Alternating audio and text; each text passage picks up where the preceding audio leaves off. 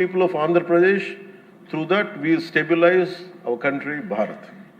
ఇది కనుక మనం నిలబడకపోతే మనందరికీ భిన్నమైన అంశాల్లో కొంత తేడాలు ఉండొచ్చేమో, అభిప్రాయ భేదాలు ఉండొచ్చేమో, పాలసీ ఎలా కాకుండా ఎలా చేయొచ్చేమో అభిప్రాయ భేదాలు వస్తాయేమో రావచ్చేమో నాకు తెలియదు.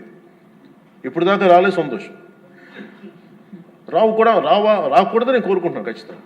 కానీ ఏది ఏమైనప్పటికీ భవిష్యత్తులో మటుకు మనందరం ఒకటే మాట మీద అమరావతి రైతాంగానికి కట్టుబడి ఉండాలి, నిలబడాలి. This is my commitment.